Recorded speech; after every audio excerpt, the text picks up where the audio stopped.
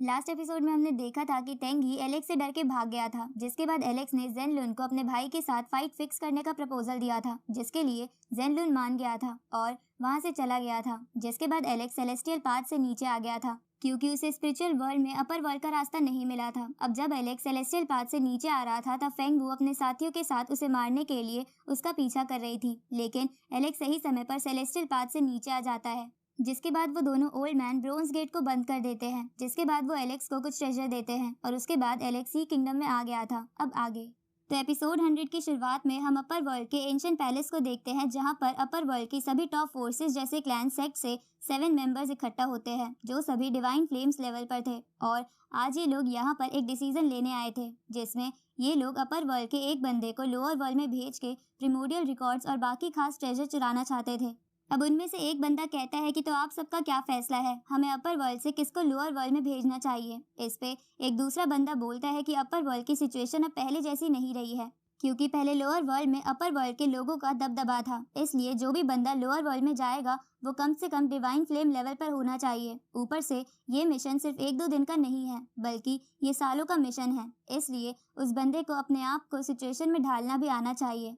तभी उनमें से एक बंदा कहता है कि क्या आप सबको ये मिशन गलत नहीं लग रहा। इस पे दूसरा बंदा बोलता है कि ये मिशन चाहे गलत हो या सही, पर इसकी वजह से हमें बहुत सारे ट्रेजर्स मिलने वाले हैं, इसलिए हम ये मौका नहीं छोड़ सकते। उसी वक्त एक और बंदा कहता है कि हम ये ट्रेजर वाला मिशन करें या ना करें, लेकिन हमें उस बंदे के बारे में नहीं भूलना चाहिए जो हाल ही में स्पिरिचुअल वर्ल्ड में आया था और वहाँ पर उसने कई गार्ड्स को मार दिया था, इसलिए हमें उस बंदे से संभल कर रहना होगा, क्योंकि अगर वो और ताकतवर बन गया तो वो डायरेक्टली हमारा कट्टर दुश्मन बन जाएगा। ये सुन के एक बंदा कहता है कि मैंने उस लड़के के बारे में सुना है, वो बस फॉर्मेशन गैदरिंग लेवल पर है, इसलिए तुम्हें उसके बारे में इतना बड़ा चढ़ाकर नहीं बोलना चाहिए। इस पे वो बंदा कहता है कि मुझे तो ऐसा बिल्कुल नहीं लगता, बल्कि मैंने तो सुना है कि वो लोअर वर्ल्ड की किसी किंगडम का एम्परर है और उसके कनेक्शंस इमोर्टल विंग से भी है, इसलिए चाहे कोई भी र्यूमर्स हो, हम उस लड़के को जिंदा छोड़ने की गलती नहीं कर सकते।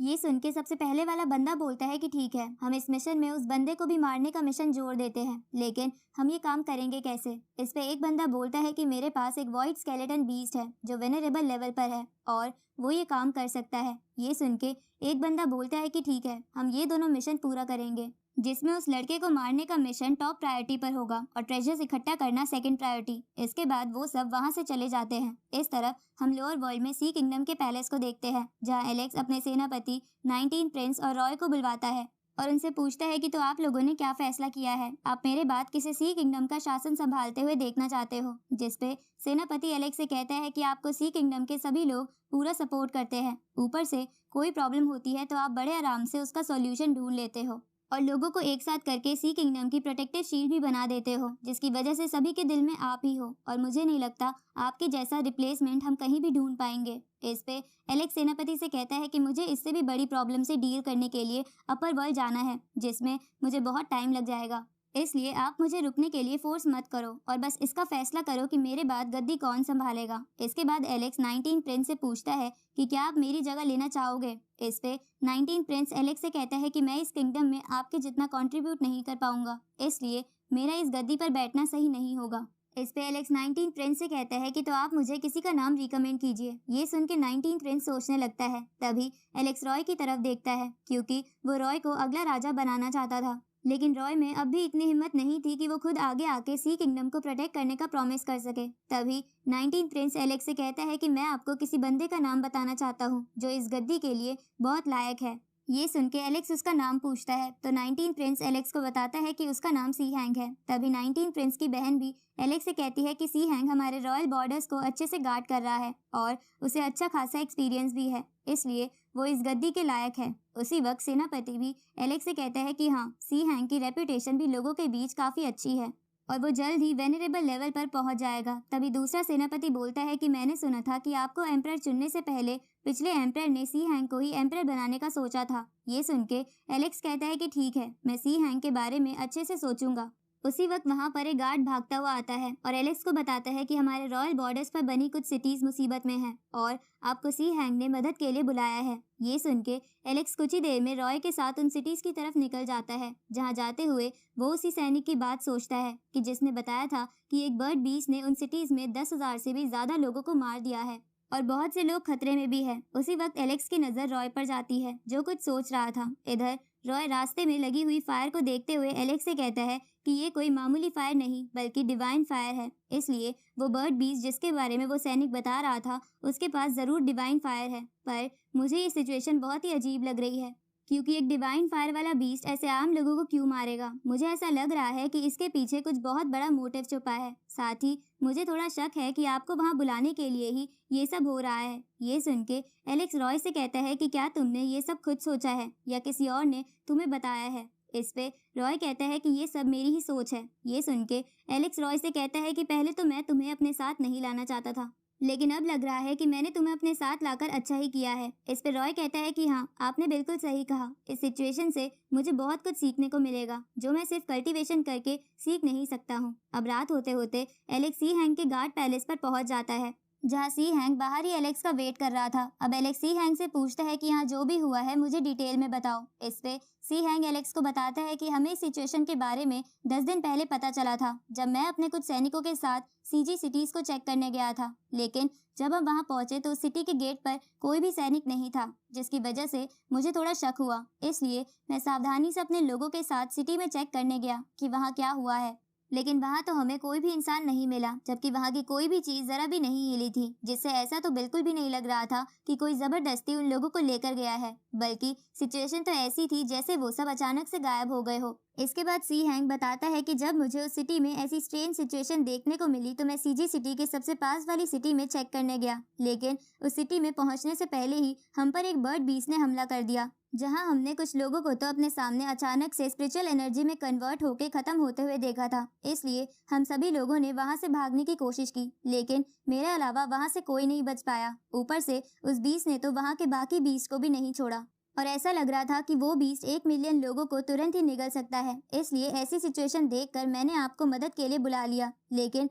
अब वो बीस्ट अचानक से इधर उधर हमला कर रहा है, जिसकी वजह से अब तक शायद 8 मिलियन लोग मारे गए होंगे। ये सुन के एलेक्स को सोचने लगता है। तभी रॉय सी हैंग से पूछता है कि तुम्हारे कहने का मतलब है कि तुम्हारे अलावा जिसने भी उस बीस्ट को देखा है वो सब मारे गए हैं। पर तभी एलेक्स रॉय से कहता है कि सी हैंग अपने साथियों के मरने की वजह से अभी थोड़ा दुखी है, इसलिए तुम अपने सारे क्वेश्चंस इससे कल पूछ लेना। अब इस पे सी हैंग एलेक्स से माफी मांगते हुए कहता है कि आप मुझे माफ कर दीजिए, मैं आपके सी किंगडम के कई लोगों और साथियों को नहीं बचा पाया।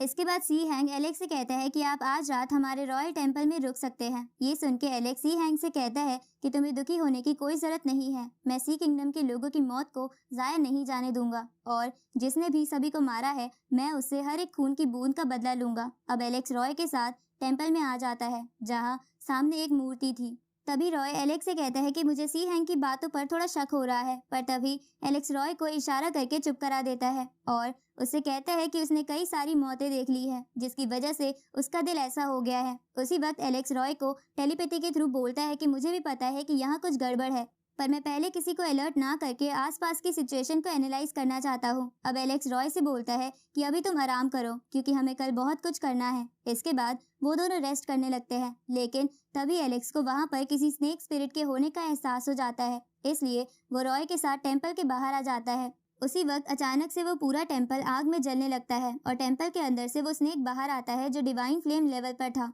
और एलेक्स से कहता है कि अच्छा हुआ तुम यहाँ आ गए, मैं तुम्हारा ही वेट कर रहा था क्योंकि तुम आज मरने वाले हो। इधर एलेक्स समझ जाता है कि इस जगह पर किसी बीस्ट बर्ड ने नहीं बल्कि इसी स्नेक ने अटैक किया है। उसी वक्त वो स्नेक एलेक्स को खाने की कोशिश करता है, लेकिन एलेक्स रॉय को लेकर दूसरी साइड आ जाता है। ये देखकर वो स्नेक कहता है कि तुम सच में काफी तेज हो, लेकिन आज यहाँ पर तुम्हें बचाने के लिए कोई नहीं है, इसलिए तुम चाहे कुछ भी कर लो पर तुम अपने आप को नहीं बचा पाओगे। ये सुन के एलेक्स उस स्नेक से कहता है कि तुम अपने आप को महान कहते हो, तुमने डिवाइन फ्लेम का इस्तेमाल इस सिटी के लाखों लोगों को मारने के लिए किया, जबकि उसका इस्तेमाल अच्छे काम के लिए होना चाहिए था। ऊपर से इतने लोगों को मारने के बाद भी तुम मेरे सामने आने की जरूरत कर रहे हो।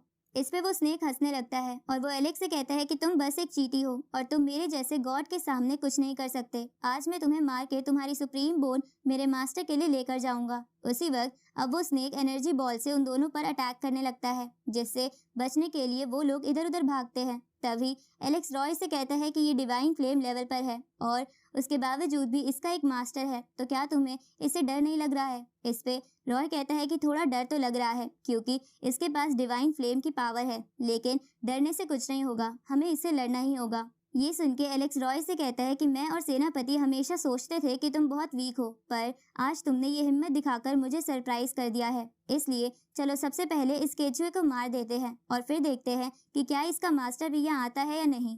इधर वो स्नेक एलेक्स से गुस्से में कहता है कि तुम्हारी हिम्मत कैसे हुई मुझे केचुआ बोलने की, अब तो मैं तुम्हें मार के सी किंगडम के हर एक बंदे को खत्म कर दूंगा। ये सुन के एलेक्स स्नेक से कहता है कि तुम मुझे बस एक केचुए ही लगते हो, भले ही तुम्हारे पास डिवाइन फायर है, पर तुम्हारे पास दिमाग अब भी नहीं है। तुम्हें क्या नहीं दिख रहा है कि मुझे तुमसे बिल्कुल डर नहीं लग रहा है, क्योंकि मैं तुमसे लड़ने के लिए बिल्कुल तैयार हूँ।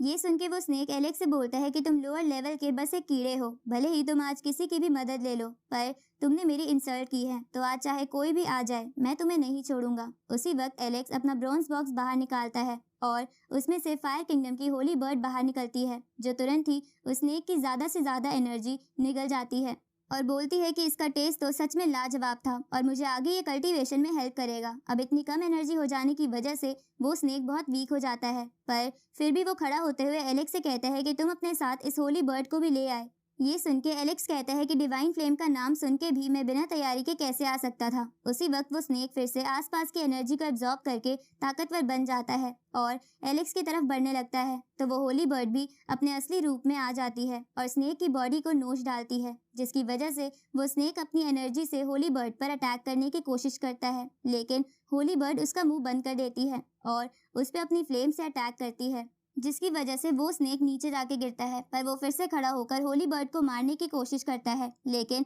होली बर्ड उसे अपने पंजों से पकड़ लेती है, जिसकी वजह से वो स्नेक जोर जोर से चिल्लाकर अपने मास्टर को बुलाने लगता है। तभी हम उस टेम्पल के स्टैचू को देखते हैं जो अचानक से बोलता है और इसी के साथ ये एपिसोड यहीं खत्म होता है।